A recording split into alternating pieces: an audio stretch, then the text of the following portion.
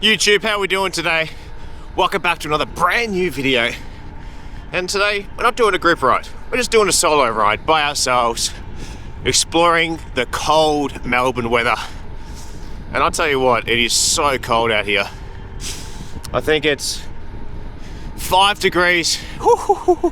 It's a nippy one. The nuts are up in the stomach. So no group ride, so we're back to the solo ride this week.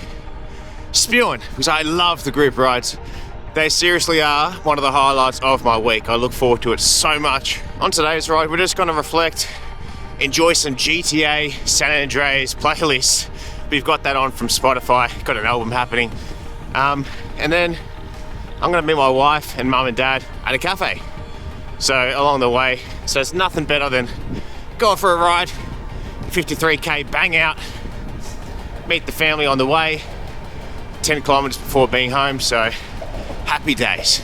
Let's get right into it. So I clipped in, rolled out the driveway, and headed towards the route that I've ridden before.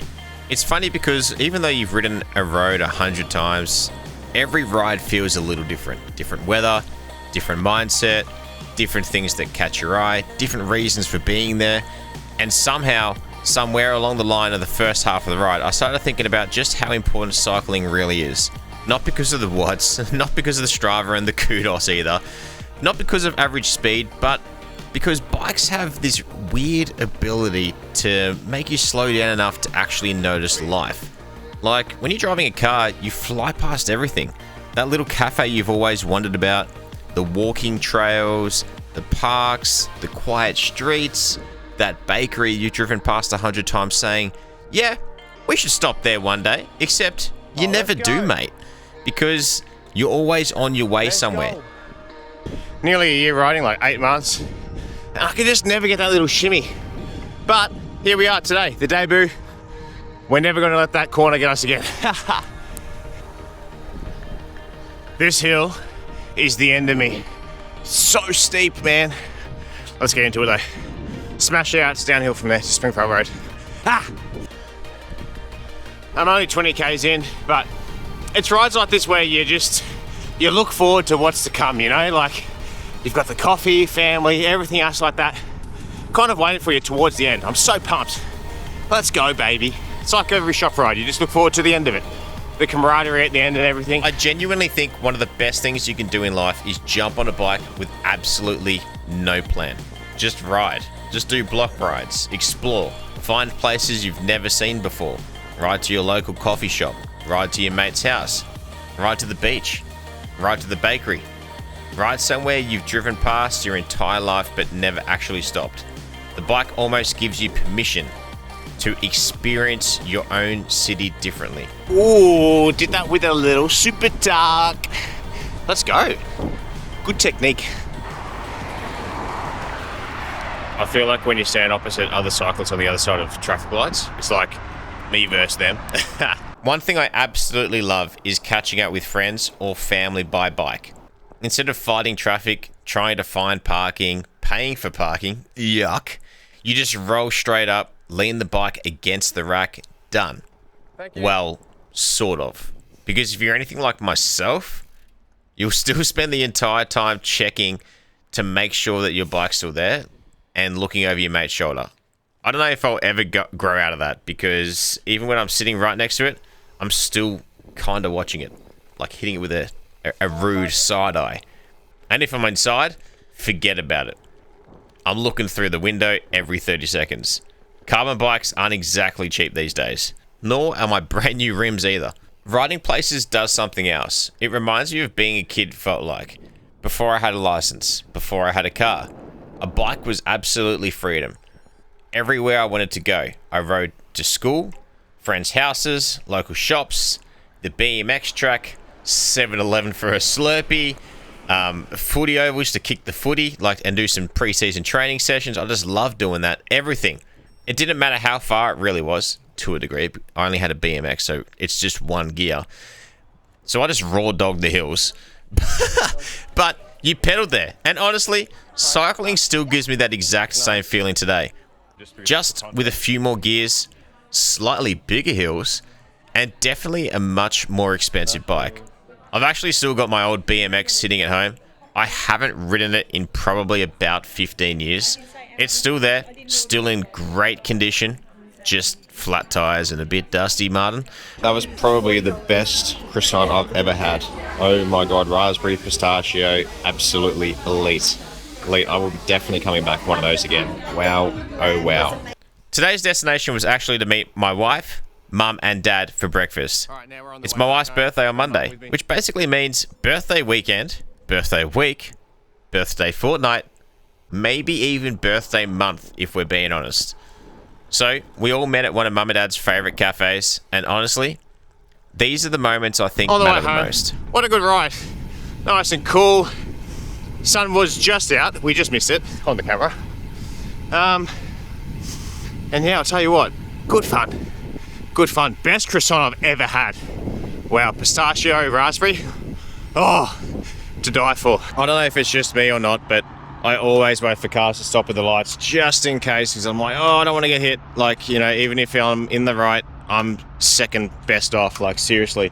So whenever it goes green, like man, for me to go, I always just stop because I'm like, I'll wait for these cars to just go and then I'll go. Well, that was such a good ride. You know, had a little bit of everything else in between. Bit of pace, bit of cruise, bit of bush, bit of coffee, bit of croissant. Happy bloody days. Happy days. All right, we've just gone home and this is our lunch. Let's go. We've got beef mince, spinach and sweet potato to refuel us after that ride. So I just had my lunch and I got changed as well, and I figured, you know what, I'll just take you throughout the whole day that I've got to do. So we're going to clean our bike, as you can see behind us, and then I've just had a brand new slab poured in my backyard. So we're going to pull off all the formwork. The timber there is my walls for my garage. So let's clean the bike and then we'll pull the timber off. And my backyard is an absolute bomb site right now, but that's the part of building that we just don't see. You know, you don't see the in-betweens, you see the final result, but this is it. The winter riding absolutely destroys bikes. Road grime, mud, dust, tiny bits of grit. Everything finds its way into places it shouldn't. One thing I've learned is cleaning a bike isn't about making it look good. One thing I like to do is put a dab of car wash on here instead of using a whole bucket and just wet this, wipe it over. It's only a bike. It's tiny compared to a car. Those tiny bits of grit around your brakes, your drivetrain, all of those wear components out quicker.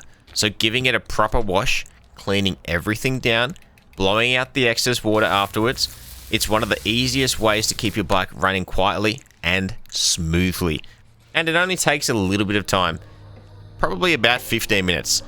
It saves you money in the long run. Plus, let's be honest, a clean bike is just satisfying. With the bike cleaned up and back in the garage, well, sort of, because the garage is currently just a giant construction site and a slab with no roof. If you've been following along, you'll know that I've finally had a slab poured, which is a massive milestone. So today, next job was pulling out all the framework, pulling it all apart, denailing it.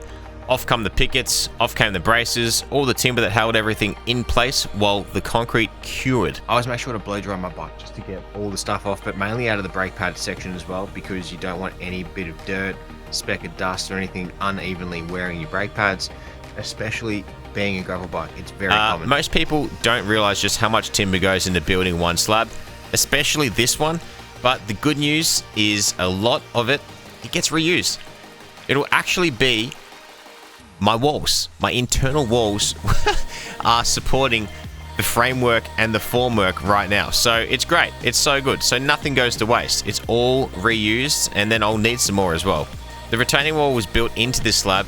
It's honestly ridiculous. The amount of steel, the amount of concrete, it's completely overbuilt, over-engineered, but that's exactly how I wanted it, I guess. It's done once, and it's done right. I reckon you could genuinely park a jumbo jet on this thing. Alright, so there's a few ways of doing this. We're going to try and make this as easy as possible. Take the extra supports off, so we'll get them out of the way, as we've got plenty to do. We're going to do the side rails and the support uprights. So let's do it. Or like about 1 million specialized bikes, probably 1 billion, and it wouldn't crack. I'll let you decide which one you'd rather have sitting on it though. You tell me in the comment section below. Standing there pulling everything apart, it just hit me how long this project has been in the making. Months of planning, saving, organizing, waiting. Finally, it's all becoming real. Each little milestone feels like another step towards a finished garage. And honestly, I can't wait to show you all when it's finally complete. One thing I really wanted to show you guys whilst I'm here is the base of the garage, because hopefully this is where I'm going to be filming a lot of my bike content in the future. So I thought, why not bring you guys along for the whole journey? From a big slab of concrete to hopefully turning this into a proper space for the bikes filming and everything else. So welcome to what I'm calling the Garage Mahal, okay? And trust me, it's going to be a journey, that's for sure. Thanks for coming along for another ride. If there's one thing I hope you take away from today's video, it's this. Don't wait for the perfect ride. Don't wait for your mates to be free. Don't wait until you're fitter.